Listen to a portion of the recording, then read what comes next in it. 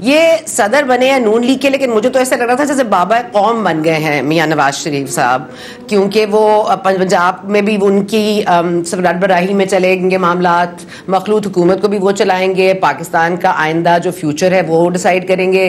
तो ये कौन सी पोजीशन है जो उनको नून लीग का सदर बनने के साथ साथ बाबा कौम भी बना देती है? शुक्रिया सना।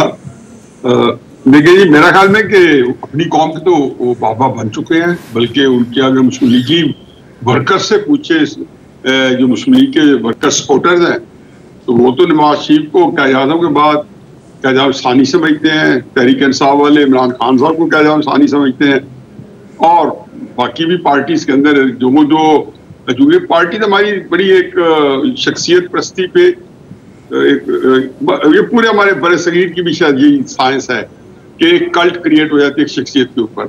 तो बाहर इसमें उनका भी कसूर नहीं, दुल्हन वही जो पिया मन भाई। अब जिसको अगर तहरीक साहब वाले जो है वो इमरान खान के लिए फनाफिल है, अगर ये मुस्लिम लीग वाले नवाज शरीफ के लिए फनाफिल है, तो सना बुच्चा या फजूला न्याजी ये कौन, या मतुल्ला जान, हम कौन होते हैं कि इनकी क्लास करने वाले? पहली बात। दूसरी बात यह है कि मैं नहीं समझता कि नवाज शरीफ साहब की तकरीर के अंदर कोई आज ऐसा मटेरियल था। पहली बात तो ये थी कि वो तकरीर एक लिहाज से तो जस्टिफाइबल है, उनके लिए बड़ा इमोशनल मोमेंट था। बड़ी पर्सिव कंडीशंस के बाद बहुत ही एक आपके खुद भी आप लोगों ने बीती है, आप पे बीती है, मतुल्ला जान कितनी बीती रही, मुझ पर उस तरह नहीं बीती जैसा आप लोगों ने सफर किया है। लेकिन वो सारा पीरियड था सिर्फ नवाज शरीफ साहब की, या नवाज शरीफ साहब के ऊपर ये जो कुछ नाज़िल कर रहे थे उनकी बात करते थे तो कहा जाता था कि अकबर नाम लेते हो खुदा का इस जमाने में, और वो सारी चीजें फिर जो कुछ हमारे सामने है, तो वो उसका जो उसको वेंट आउट कर रहे थे, उसकी अपनी जिंदगी की भड़ास निकाल रहे थे, और वर्कर भी बहुत इमोशनल हुए थे। और मैंने देखा नवाज शरीफ साहब क्योंकि नॉर्मली इतने जो है इमोशनल तकरीर नहीं करते, तो he was also getting carried away emotionally. अच्छा, दूसरी बात यह है कि मैं एक्सपेक्ट तो खैर नहीं कर रहा था, क्योंकि मेरी उनसे मुलाकात भी बड़ी तफसील से हो चुकी है। मुझे पता है कि वो इस वक्त एक बड़े मकबसे का शिकार है, कि आप वो कहते हैं ना कोई चॉइस उनके पास है नहीं। उन्होंने अगर इस वक्त एस्टेब्लिशमेंट को अबेंडन कर दिया, उसका साथ छोड़ दिया, तो उसके अपने जो है मुसमरात भी हैं और कॉन्सिक्वेंसेस भी हैं। और अगर एस्टेब्लिशमेंट को पकड़ते हैं तो उसके भी वो ऑलरेडी 2 साल से जो कुछ अपनी सियासी कीमत वो बार बार कहते हैं मैं अदा की है, अदा यही की है बेसिकली एस्टेब्लिशमेंट की सपोर्ट करके, जिस पार्टी में इनने भी की है, इमरान खान हो, जो कोई हो, जब भी करेगा उसकी मकबूलियत जो है वो बर्फ की तरफ पिघल जाती है। ये कोई पहली दफा ये सानिया नहीं हो रहा कि पाकिस्तान में बार बार ऐसा सानिया हो रहा है। बदकिस्मती हमारी एस्टेब्लिशमेंट की इस सियासत के अंदर जो पार्टी उनके खिलाफ कुछ बयानियां बनाती है उसको आसमान की रिफतें मिलती हैं, और जो पार्टी जो है एस्टेब्लिशमेंट के मोहरा या जेर इस्तेमाल आती है वो अवाम की नजरों में गिर जाती है। ये बार बार आप देखेंगे, ये इसके अंदर कोई आपको रॉकेट साइंस नहीं है, ये आप इसको हर तरीके से देखते हैं। पर एनीवे, अब सूरत हाल ये है कि नवाज शरीफ साहब जो है ना, उन्होंने आज तो कोई बयानिया नहीं दिया। इसका मतलब है कि अभी तक बयानिया तैयार नहीं हुआ, और आज उन्होंने इसी पे इत्तेफाक किया है कि यौम जो है तकबीर वाले दिन उन्होंने एक यौम मुस्लिम लीग बनाया है, और बड़ी कामयाबी से बनाया है। चार्ज वर्कर थे, जो भी लोग था वहाँ पे बहुत चार्ज थे। अब लेकिन आने वाले दिनों में मेरा नहीं ख्याल कि नवाज शरीफ साहब इस अनअटेंडेड छोड़ेंगे। कुछ चीजें उन्होंने इशारतन करायतन कर दी है कि जिसमें उन्होंने इमरान खान साहब को बाजार सामने रखा है, लेकिन वो रुकिएगा, मैं एक मिनट उनके ऊपर वापस आते हैं। एक मिनट आपको वापस आती हूँ। रशीद साफी साहब ने भी ज्वाइन किया, बहुत शुक्रिया साफी साहब आपका भी।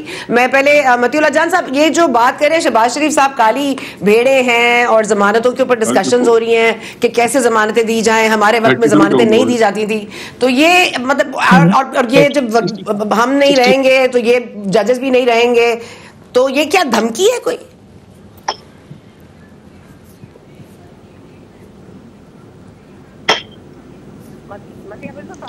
मतिया सुन पा रहे हैं? मतियुल्लाह जान साहब आप क्या अब मुझे सुन पा रहे हैं?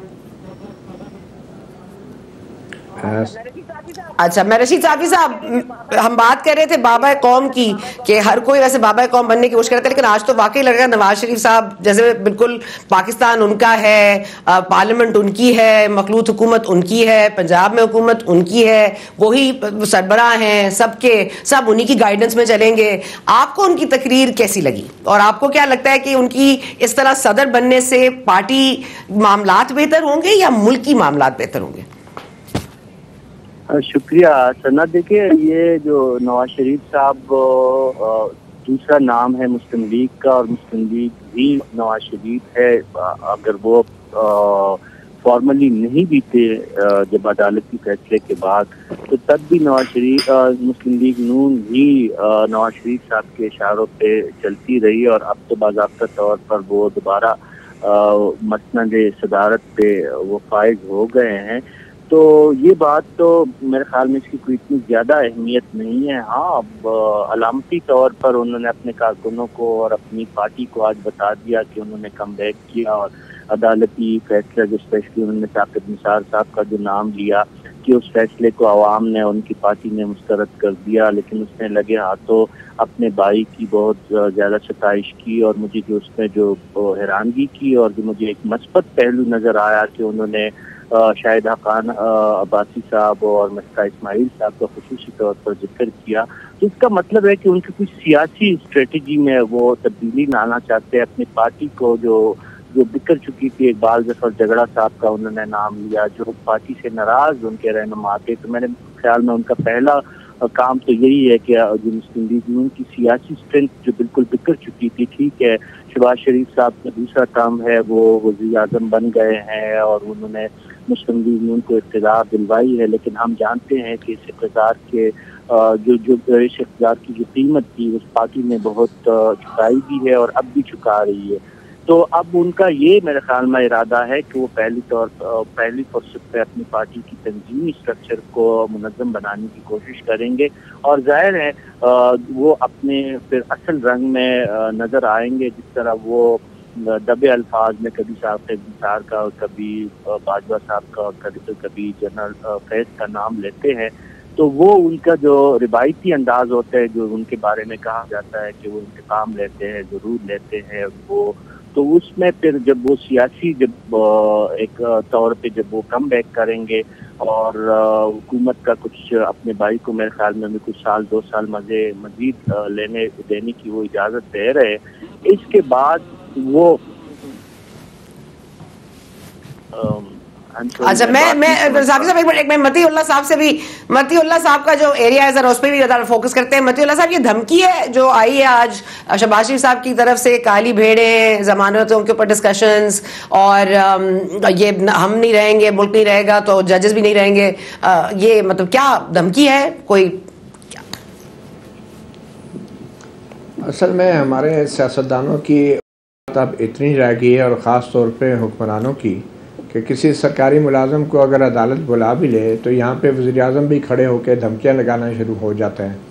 और हमने देखा है शहबाज शरीफ साहब ने बतौर वज़ीर आज़म जिस तरह की लैंग्वेज इस्तेमाल की है, अब इसको क्या कहा जाए। अब शहबाज शरीफ के मुँह से जितने भी सख्त लफ्ज़ निकलेंगे, इसको आप धमकी तो नहीं कहेंगे, कम अज़ कम ये शहबाज शरीफ की धमकी नहीं है, क्योंकि शहबाज शरीफ अपनी ज़ुबान तो कभी बोलते नहीं हैं, और जो इन्होंने अल्फाज इस्तेमाल किए हैं कि काली भेड़ें हैं, ये भी शहबाज शरीफ की ज़ुबान नहीं है, ये बिल्कुल फैसल वाडा हैं जो शहबाज शरीफ के अंदर बोल रहे हैं। और फैसल वाडा के अंदर कौन बोलता है वो हम सबको पता है कि वो इस्टेब्लिशमेंट बोलती है।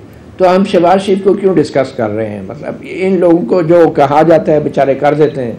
तो मुझे नहीं लगता कि ये कोई हुकूमत की धमकी है। ये जिनकी धमकी है आपको भी पता है, मुझे भी पता है, और अदलिया भी अच्छी तरह जानती है।